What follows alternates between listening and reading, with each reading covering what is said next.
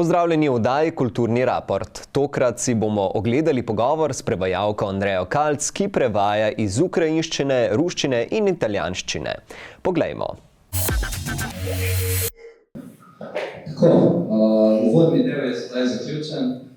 Predstavili so se vsi bralci, zato sedaj vabim posebno gostjo Nino Medved, da pride malo poklepetati z nami.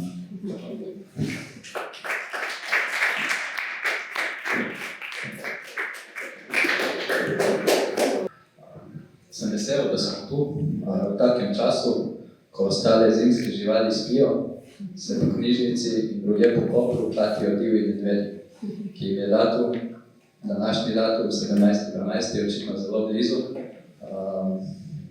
Skoraj bi namesto Nine danes gostili Andreja Medveda, pa smo se potem nekako dogovorili, da je bil Andrej včeraj, ko gostimo Nino. Tako da jaz sem res vesel, da sem danes tu.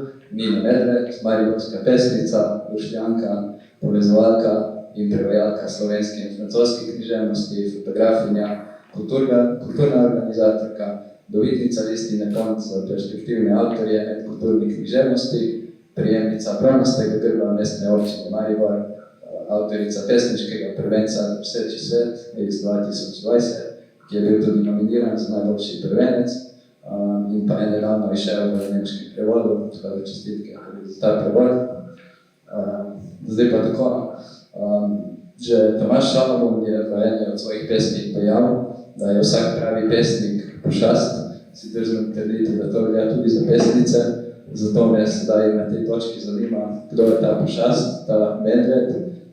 Praviš, da zlata ribica nisi. Pošasti, ne? Pošasten začetek, jasno. Glede, jaz mislim, da sicer ne spadam v kategorijo pošasti, ampak zverin. Skozi življenje se mi je zmeraj dogajalo, da so se okoli mene nekako zbrali sosednji medvedi in jeleni in volkovi in soletni priimenjaki. Tako da zbrak rekla, da spadam v red zveri, tako da ni čudno, da smo tudi zdaj že par let od tega, no? Ampak ko smo, tako kot se je Pero obdal s svojimi prijatelji, ne? Mi v Mariboru v bistvu mladi pesniki obdali z somišljeniki izbrali ime slan zverine.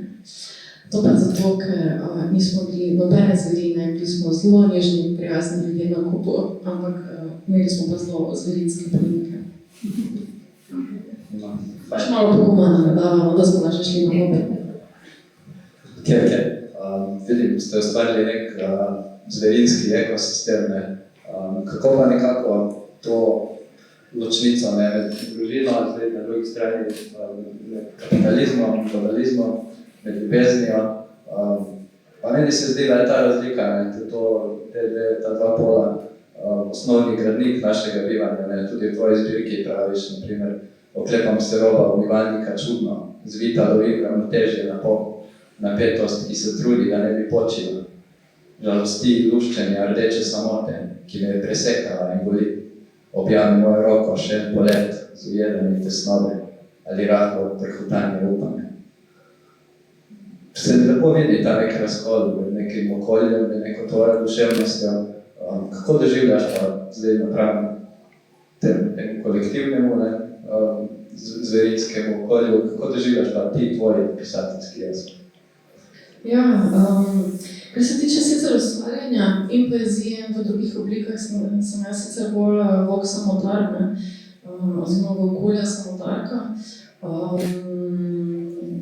Trenutno bi bolj ustrezala ta individualna pot, pa potem šele neki točke povezovanja z drugimi, ko nekako izdelam svojo pot ali svojo knjigo, recimo pesem do konca. Rada pa imam v bistvu družbo v ustvarjanju, v doživljanju, v umetnosti, v delitvi, deljenju premislekov, uživanju na dogodkih in ves čas v bistvu iščem neko skupnost, neko povezovanje. Tako da sem v bistvu še posebej vesela, da sem danes nazaj v Kopru po 3 letih od nagrade Pont, ko je bil prav Pero srce tisti, ki si me je vzel k srcu. ne, pa me vzel malo pod svoje okrilje v tem času rezidence tukaj.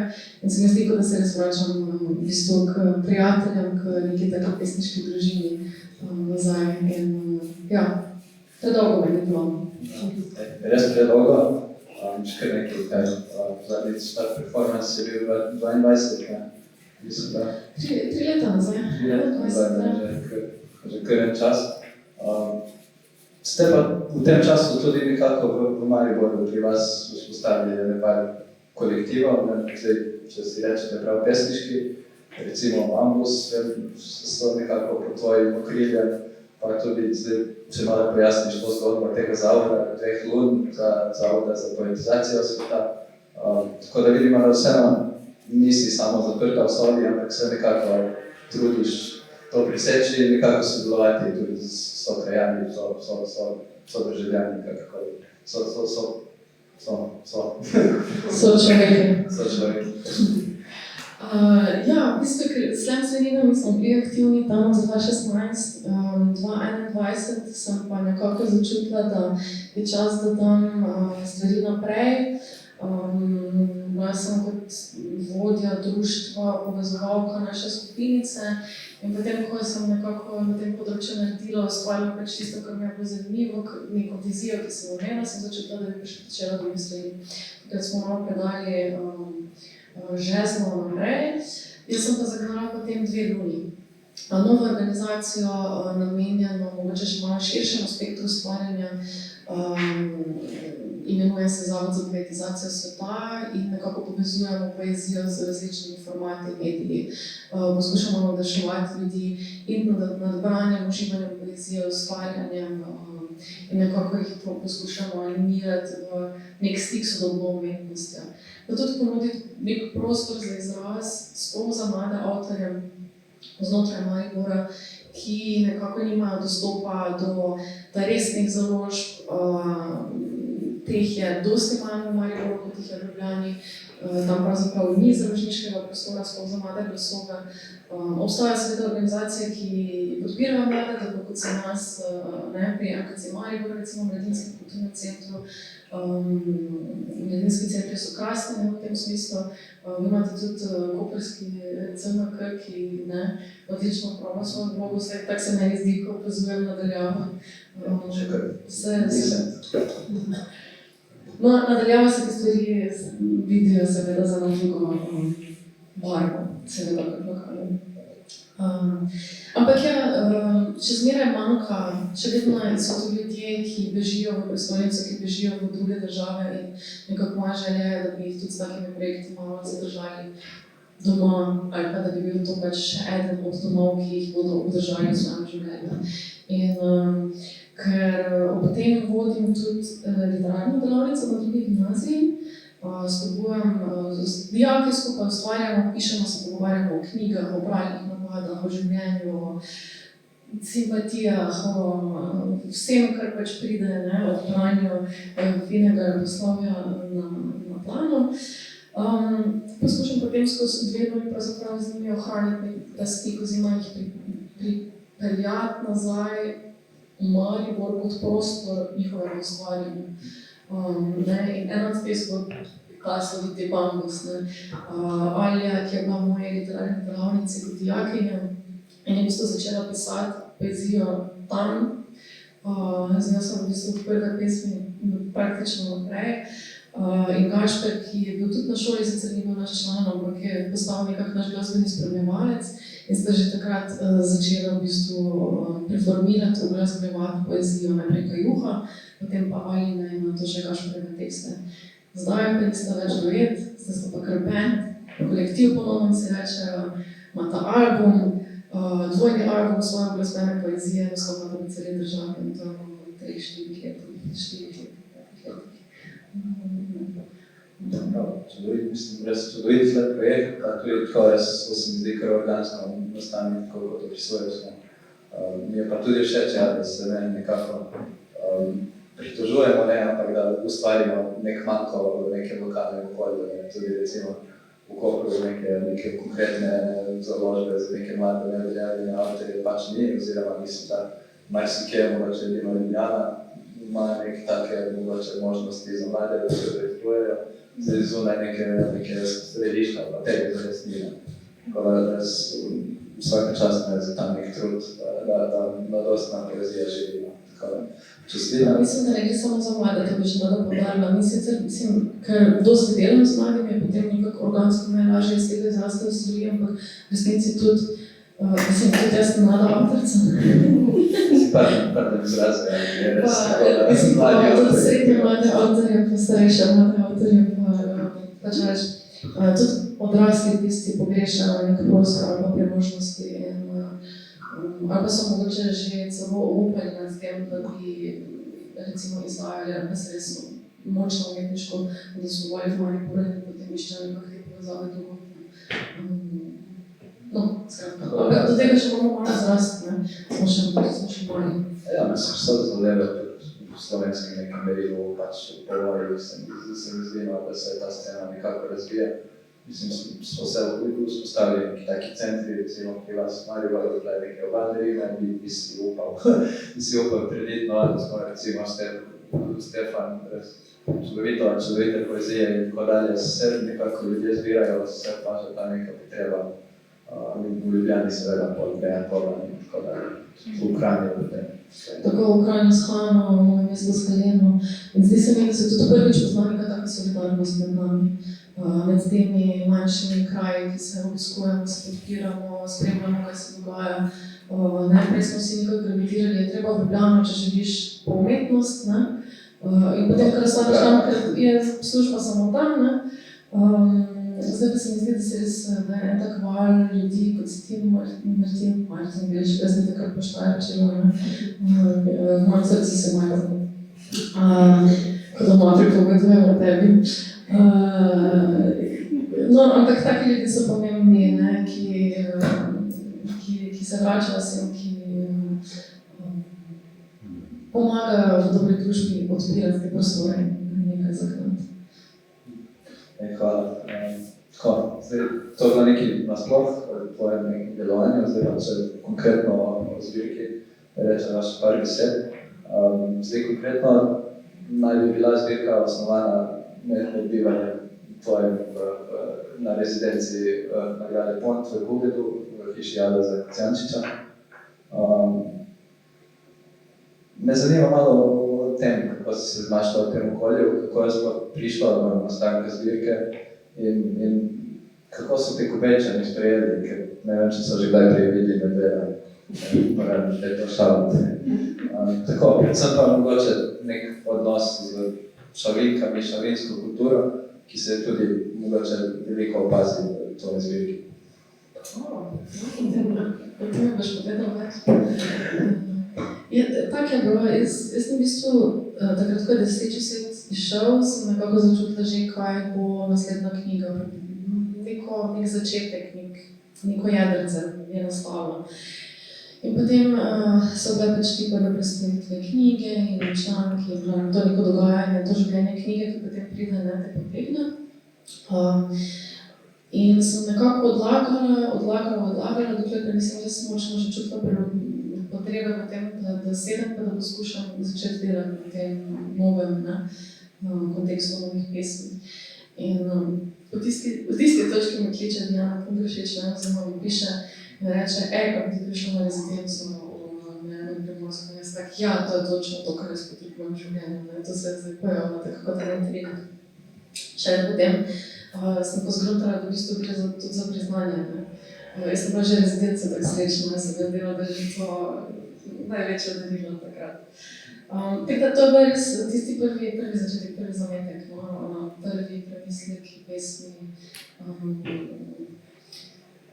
ki so na koncu šli, se pravi, dosti tekstov je notri, ki so nastali tudi kasneje, ampak cikel Otrok, pa prva pesem, obodna pesem, so pa nastali tukaj, v Kubetu, kjer so me zelo lepo sprejeli, zelo prijazni ljudje so. Mene sicer že prvo spomne na vodnjak pred hišo Alojza Kocijančiča in sicer na neko dno vodnjaka, rodno doba dno vodnjaka. Smo pa našli z kolegico Nelo Kobežnik še še nekaj anagramov, in sicer drobna voda oziroma od naroba, tudi nekako spominja na nek kubeski atmosfero, ne? In tudi nekako nakazujejo nek svoj odnos do poezije preko nekih pesmi, mislim, oziroma pesniških iger. Zdaj tudi izpostavljamo za desetno pesem tvojo, ki je v bistvu ta princip kolažiranja pesmi iz posameznih besed. Me zanima, če si tudi s tem kaj pomagala, oziroma kako so same pesmi nastajale. Spravi, Drsičev svet je bil sestavljen na ta način, da so si vse pesmi po obliki podobne in da se vsi zadnji verzi, ki učinkujejo hkrati tudi kot naslovi na nek način, potem sestavljajo v čisto zaključno pesem. Da pa se jih pač permutirati, mešati, razrezati na poščke, znova sestavljati in dobivati nove pesmi. In ker tega, mislim, ta princip je sicer pokazan v knjigi, ne moreš ga pa v knjigi, ki je primeru, ki je ne moreš razrezati, ne moreš zmodelati. Sem poskušala potem pripeljati do konca z posebnim ločenjem, samostojnim izdelkom, no, to Drsičev pesmi, to je pesniška igrica za doma, za večernik, za delavnice kreativnega pisanja. Rodna doba je tudi igriva, mogoče z nekimi drugimi principi. Najdemo pesmijo, ki je sestavljena iz besedil, plakatov in letakov, ki jih človek najde v čakalnici, ginekološke ambulante. Ponavadi človek tam ravno išče poezije, ampak tokrat se je tam tudi tam znašla. Tukaj še v takih recimo. Tudi poigravanje s tem, recimo, te pesmi o otrocih, ki sem jih že omenila, v bistvu delujejo kot neke vrste fotografije, že po sami formi izgledajo tako kot eni mali posnetki, ki so malo daljši sploh, kot neke fotografije, ki so prelepljene na stran. Vmes se pa potem tudi druge fotografije povezujejo. Da recimo, da je tudi več čas neka igra za formo, za osebnost. In tem, kako se stvari povezujejo med sabo. Zdaj, če gremo malo tematsko obdobje, mi se zdi, da si nadaljevala to neko mehko prvo zbirko, neko malo ostrejše, vseeno raziskovanje imej. Tako kot neka deklica, se predvsem, mislim, kot nek lirični subjekt, se predvsem dotikaš tem splava, rodnosti, materinstva, odraščanje deklice v tem nekem patriarhalnem okolju. Če citiram tvoje verze, če bi jih izrezala in nalepila na drug obraz, ne bi nihče vedel, da so ženske, ne pripadajo starim ali stalnim idejam. Zato gledaj, kako si bo oblekla vse te misli in ne bodo cel dan gledali, zajemali podobe življenja, ki ga živi v njihovih mislih. Na smetnik se jih bodo govorili, lepša si, ko se smeješ. Kako nekako pač iščeš te mislim, kako je rekala to, če malo objasniš? V bistvu sam postopek ustvarjanja je bil kar kompleksno, zelo raznolik in sem je vse bolj poglobila na nek način. Zato knjigo, mislim, seveda sem pisala iz sebe, da tisto, kar začutiš, pa dobiš neko idejo, ti neko besedo in ne začneš delati s tem, probaš narediti celo pesem iz tega, ampak hkrati sem ogromno brala ženske avtorice, ženske pesnice, ženske fotografinje, raziskovala, katere teme v bistvu pesnujejo, kak jezik grebijo, o čem želijo govoriti svetu, tudi kak pogled imajo v bistvu fotografinje, malo specifični, sploh znotraj reportažne ulične fotografije, ki je nekako moj najljubši fotografski žanr. Poleg tega sem ogromno raziskovala, čisto tako v nekem izobraževalnem, enciklopedičnem smislu, kako bi to sploh opisala o zdravju žensk, o nekem dogajanju na tem področju, katere so neke težave, ki so trenutno najpogostejše, kako to ljudje življajo, kjer sem recimo brala od nekih zdravstveno-poučnih gradiv do izkušenj žensk, ki jih objavljajo blogih, na forumih, v literarnih delih, v različnih oblikah in ga gledala, na kak način oblikujejo, govorijo o teh stvarih. Da se ne menimo, da so to seveda neke življenjske izkušnje, ki so bodi se moje, bodi se mojih sorodnic, prijateljic, ki jih pač podelijo s tabo in se ti zaležejo pod kožo in grejo s tabo naprej. Se zdi, da ravno te teme se v zadnje čase vedno bolj prelivajo nekako v spredje, tudi na pesniški sceni, ko se nekako vedno bolj dotikamo teh tem. Jaz pravim, da je to posledica neke aktualnosti, ker je svet v bistvu v nekem takem stanju, da v bistvu se išče neke rešitve, se v bistvu redefinira neke meje in stare nove. Zato v bistvu si že tudi prej omenila, da v bistvu ta lirska subjektka ustrajno presvoja svet preko neke te svoje avtentične izkušnje, brez da bi se podrejala pa sledila samo eni ali ne vem, enemu polu.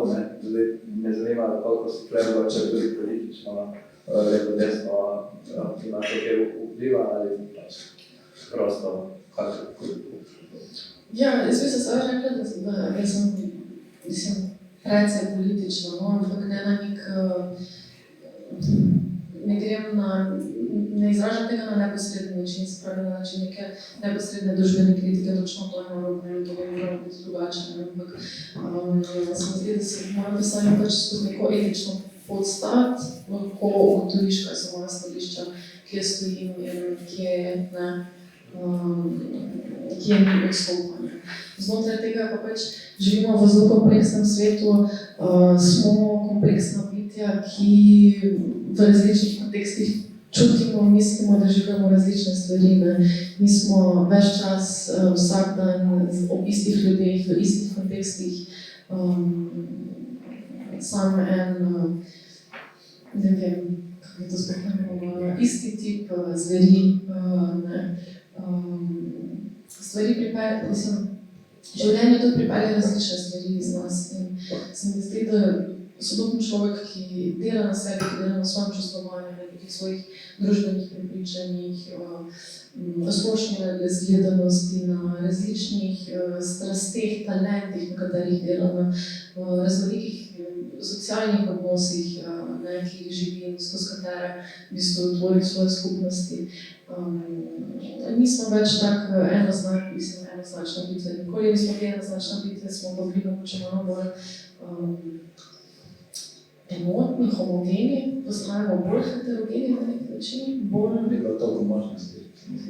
Ni bilo toliko možnosti, pa si se mogoče bolj zjedril okoli nekih enotnih barov, enotnih premenov tega, kar je kot človek.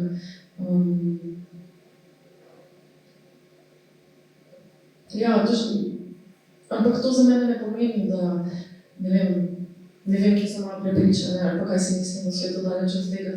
Hočem samo reči, da življenje se mi pogosto zdi zelo kontradiktorno in včasih je nek temelj, neka trdna tla so ravno v tem, da se zavedaš, da rabimo zelo kompleksno lečo, skozi katero gledamo na svet. Me veseli, da si v bistvu poleg te neke besedni ravni dodala še to lečo, fotografsko lečo, tako da imaš v bistvu zaradi presečega sveta si imela zgoščenko z svojimi glasbenimi interpretacijami. Tule so pa zraven te neke fotografije. Po pogovoru se je tudi svetovni performance z VJ-ko Vito Kola. Tako da to bi bilo mogoče se zadnje vprašanje kot to, da zakaj mogoče si šla v to smer, mislim mogoče še enkrat posnela CD-ja oziroma neke dramske igre ali kakokoli pač že. Zakaj bolj ta odmik v to vizualno? Prva knjiga je šla oktobra 2020, 2 tedna pred tem, ko so se za pol leta zaprle vse knjigarne, vse knjižnice, smo ostali zaprti v občine, ni bilo javnih živih dogodkov, To je nekaj, kar bi lahko bila totalna katastrofa za prvo knjigo avtorja, ki rabi žive predstavitve. Tako da si verjetno lahko misliš, da me malo panika razgrabila v tistem trenutku. In smo se nekako angažirali, smo začeli delati spletne predstavitve, smo začeli snemati svoja branja, organizatorji so nas vabili, da na ta način nastopimo, delimo avtorje pred svoje ustvarjanje. In to je bil nek način, kako sem v bistvu pošiljal sebe, svoje telo, svoje ustvarjanje na svet, preko slike, preko glasu. V tistem trenutku, tam v koroni, sredi korone, ko smo bili res zapačeni doma, sem pridobila, koliko pomeni slišati glas človeka, ki ti dosti pomeni, začutiti ga fizično, videti tudi njegove, recimo, noge. Meni je bilo krasno, ko sem družbo spet odprla in sem videla, da imajo ljudje noge in niso več samo torzi na Zoom, kvadratkih, da ostanete še neko celo življenje, ki je bilo skrito. Zato sem takrat začutila, da bi pač posnela celo knjigo v mojem glasu, ne da jo snema nek drugi gledalec, ampak da v bistvu ljudje lahko poslušajo moj glas in ne vem, bodo mogoče kanček malo osamljeni ali pa bodo imeli občutek, da smo še drugi ljudje, nekje na svetu, kakorkoli.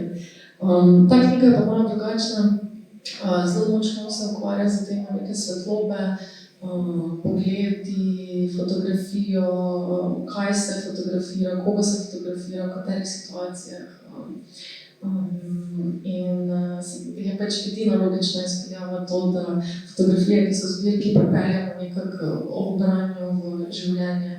In mislim, kdo boljši kot to vida, ki mi je pomagala v bistvu to uresničiti, da zadeva ni samo ena kopija, ampak da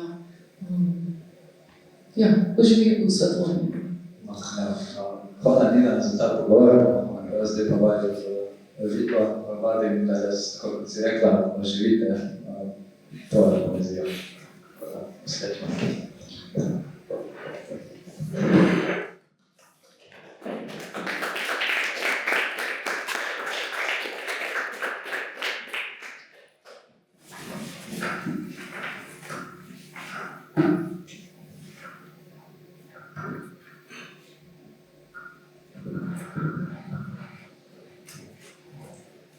Načrtovanje. Prosila sem ga, naj iztegne dan in zarisala s prstom širino, dolžino, vhod, okno. In z dolgimi potezami začrtala smer, odkuda bo sijala jutranja svetloba. Pod kotom, da naj jo ne bi oblila naenkrat, ko se bo tihotapila v kuhinji. Vse poteze je poznal na pamet. Prek njih se je že sprehajal s pogledom, s kurzorjem, z merilcem razdalje. Na stene je metal rdečo svetlobno piko, kot bi bila kuhinja neka divja riba, ki jo poskuša uloviti na fantazijsko palici. Pa vendar je, ko sem končala prstno risbo, priprl dlan, kot bi pravkar prejel drobno, krhko bitje.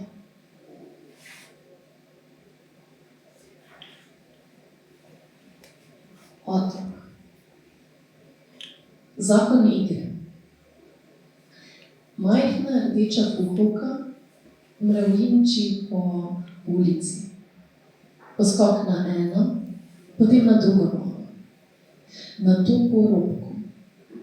Pazi, da ne pohodi nobene razpoka, samo naravnost v sredini. Nato zamenja pravilo. Poskuša zadeti vsako razpoko, zmeraj enako osredotočeno. Takšen je zakon igre.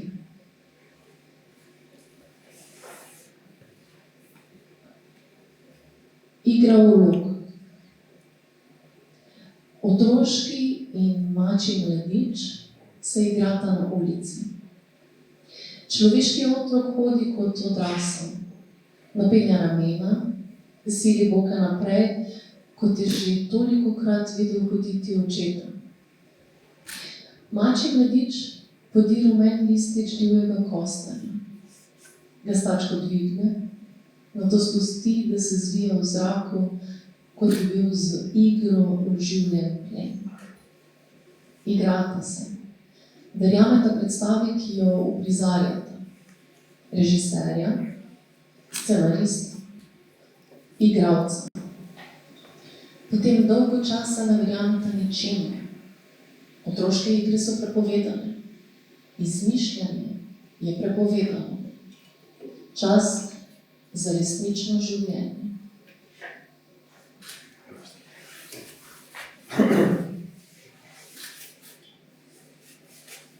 Tovor. Z babico se ustavita pri gradbišču in gledata rumen žerjav. Kako v svojo nitkasto roko zajema velik, težek tovor. Z njim počasi polzi proti nebu, da bi mu našel mesto. Velika, težka platforma niha v zraku. Neka ptica zleti neprizadeto mimo. Nato se previdno obrne in pripravi na spust. Spet nazaj k tlom, da odloži breme.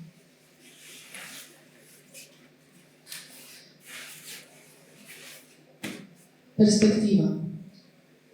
Deklica v marelični čeladi se sklanja nad vodni pitnik. Zajema požirek. Oče jo občudujoče fotografira, čepe, od spodaj navzgor.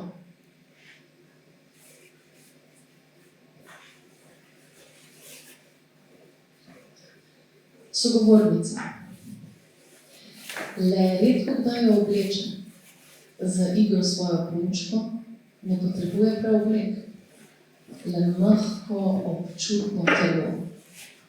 Do konca definirano. Z lepo obarvano glavo iz plastike. Nadeni ji ime.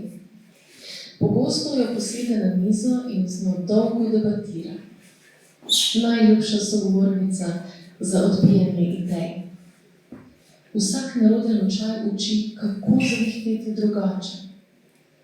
Pozneje bo iskala druge poligone za svoje misli. Ne bo jih poskušala oširiti.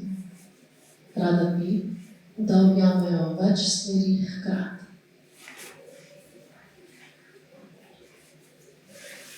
Graditelj. Tiho tleskanje plastike, ko priklopi eno kocko na drugo. Ko se ujamete okrogla izbogljivnica in luknjica ustvarja na zadnjo. In še milijarde drugih Lego kock. Za mizo klenkanje pribora. Vsake toliko pogled zalučan na preprogo. Vsaj 100 korakov je že opravil, kot zapoveduje knjižica. Zmeraj enako prevedeno v mnoštvo jezikov. Pa jih vendar zmeraj nekaj ostane na preprogi. Nekaj izgubljenih kock, nekaj presežkov barve, oblike ali funkcije, ki zabolijo, če jih pohodiš, ki jih bo pozneje pospravil. Zdaj ponosen steče do mize z odraslimi.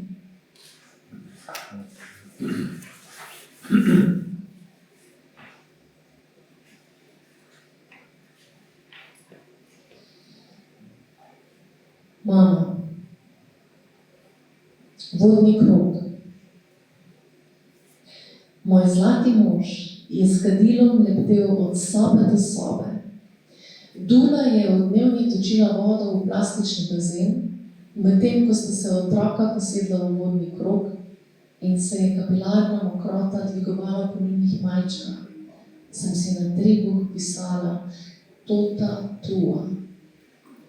Ko so me poklicali, sem tako jasno čutila Božjo milost, da bi jo lahko rezala z nožem. Izlila sem se iz predsobe materinstva, nato je vse steklo od sebe in drobceno spolsko telo, moja deklica, je bila zunaj.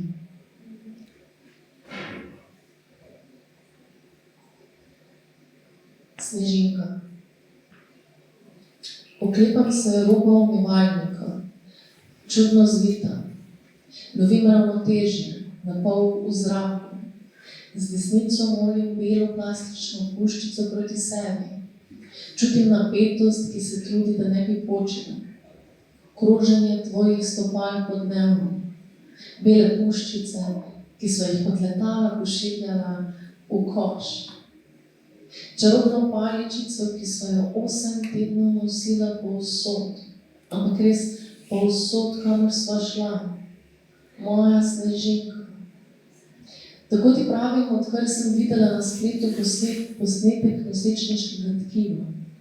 Sicer ne zdržim krčev v žalosti, luščenja rdeče samote, ki me je presekala in me boli. Vse takrat me boli, Snežinka moja. Celo telo me boli, v prsih me boli, v očeh pa ga gledam. Moje celo življenje, to, da tebe več ni in da midva sva, pa da nočeva biti, me neskončno boli. Toplota objame mojo roko, še en pogled z ujedami tesnobe ali rahlo prhotanje upanja. Vedela bova čez 10 minut.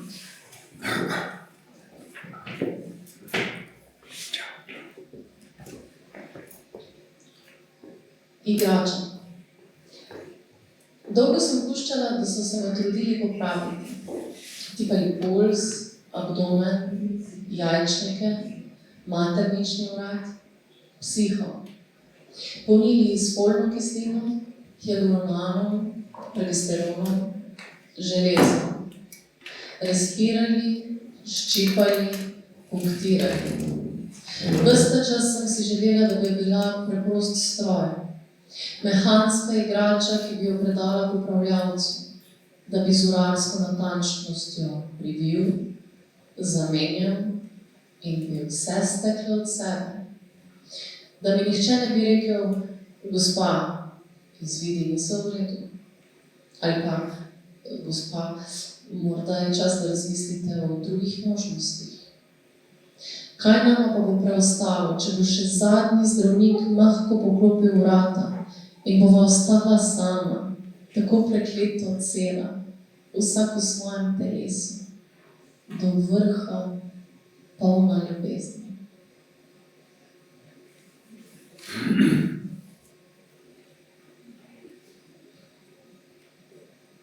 Drevo. Za belimi vrati mi je zdravnica položila v naročje diagnozo. Tako sem si želela napisati knjigo o srečni nosečnosti. Posaditi drevo, napisati knjigo, roditi otroka. Napisati drevo, roditi knjigo, posaditi otroka v morda pusto deželo, okuženo s hranom in rastočim dvomom. Zato bom napisala drevo. Kako je zasajalo korenine iz leta v leto, se širilo in vejalo v meseno nebo, da je bilo vsak dan večje. Kako ga bo drevesni kirurg previdno zaobjel in izruval, da nekaj časa ne bo več zraslo na istem mestu in nobeno drugo drevo ne bo zraslo na istem mestu. Nažalost, na srečo.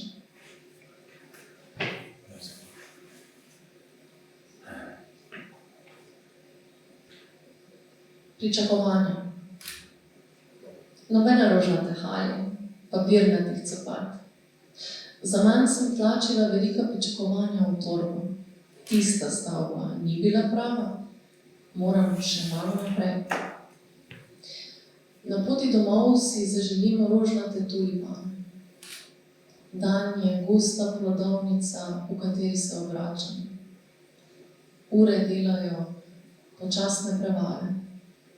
Še tvoja roka, ko seže po moji, komaj doseže to vzporedno resničnost. Daljno pognenje jutri.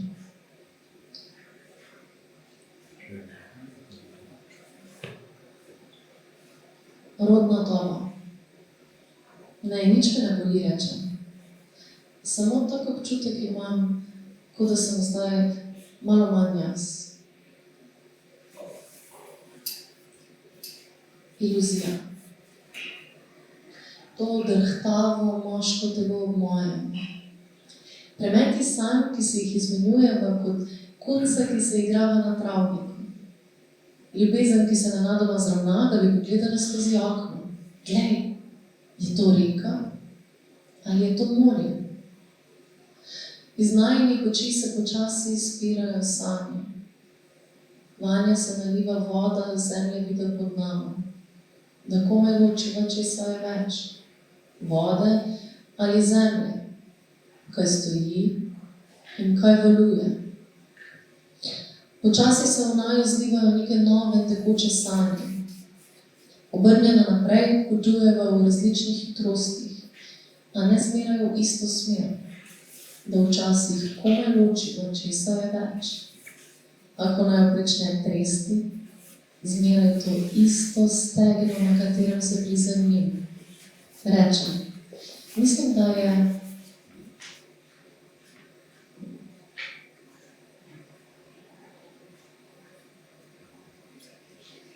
želja tako močna, da je zmečkala najine dni, pretrgala naprej in potem. Zdaj čakam, da se bom spet razprla, gubo za gubo, da me bodo vzele neke velike dlani in toplo polikale papirnate gorove, me znova sestavile.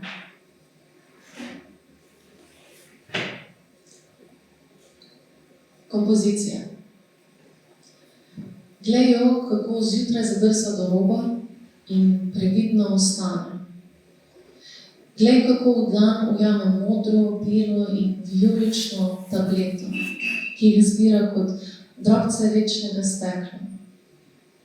Glej jo, kako jih vajeno zaužije in ne pomisli, da zavirajo eno obliko naravne občutljivosti, medtem ko spodbujajo drugo. Še preden se nameni v kopalnici. Glej, kako dvigne preko glave in nato odpelje do tal, kot da pozdravlja sonce. Glej, kako z molečo dlanjo čaka primerno temperaturo, nato nameni vulvo, ki je dolgo ne spusti iz objema. Z roko kroži po trebuhu, kot bi želela spodbuditi kroženje misli. Dotika se idej o telesu in življenju, ki si ga želi.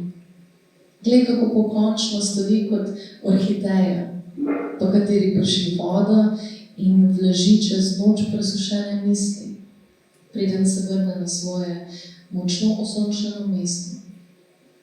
Glej, kako izstopa in hkrati odtira trenutek, ki je minil.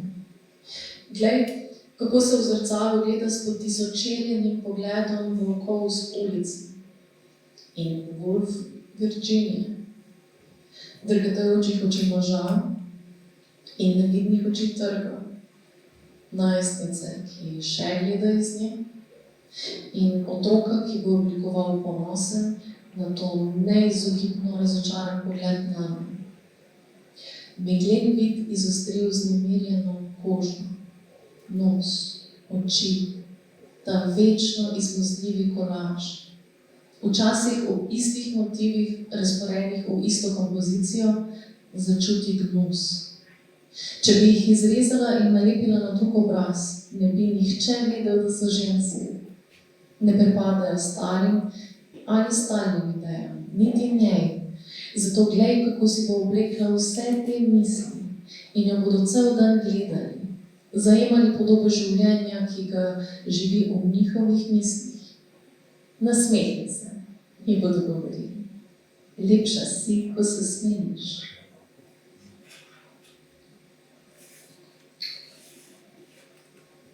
Le taki, sanje o otroku. Draga, načrtujete dojenčka? Priporočamo vsem bodočim mamicam, ne, črtaj to, ženskam, ki želijo telo pripraviti za nositev. Naj te ta objava spomni, da ti stojimo ob strani, vedno s tabo, od prve misli na dojenčka, vedno s tabo, pa vse do čudovitih trenutkov, ko na prsih pestuješ malo štručko. Presenečenje za vas in vašega malčka. Okužba je možna med porodom z matere na otroka. Vedno s tabo.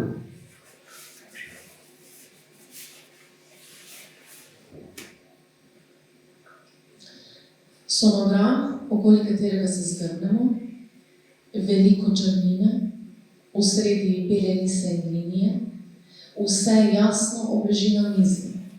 Ta nos, priprte oči, zgubana ustnica, dediščina neke družine, razredni položaj, najverjetnejše oblike smrti, spol, določeni že pred rojstvom. Čestitke!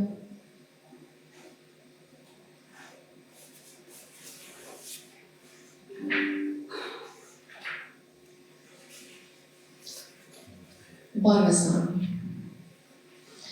Na to sanjam, da sem rodila deklico. Za palec veliko, rožnato kot mesena kupa, ki je v mojih ogromnih dlaneh iskala sapo. Nekaj kot ponos ali silno začudenje me prevzame. Prehiter pristanek jutra naj jo razlepi, da to dolgo ne mislim na te sanje, dokler se ne zazrem spečemu otroku v obraz.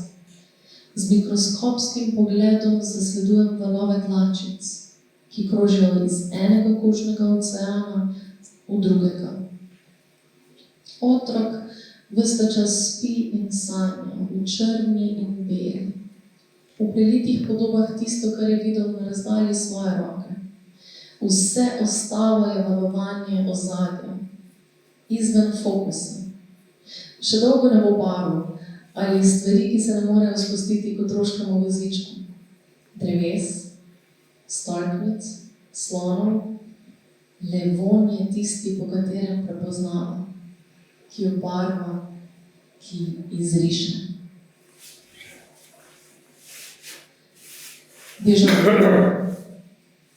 Na razpravi o poeziji zagledam par znanih oči, razpirajočih se kot roža, ko se steblo vratu obrne proti meni. Tetine oči, posajene na obrazu ženske, ki je ne poznam. Spomin se meša s pravkar gledano z naplavinami želja, kot oči, ki jih še ne poznam in bodo zrasle v tebi, vendar so mi daljno znane, kot bi jih že velikokrat videla, kot nekakšen déjà vu.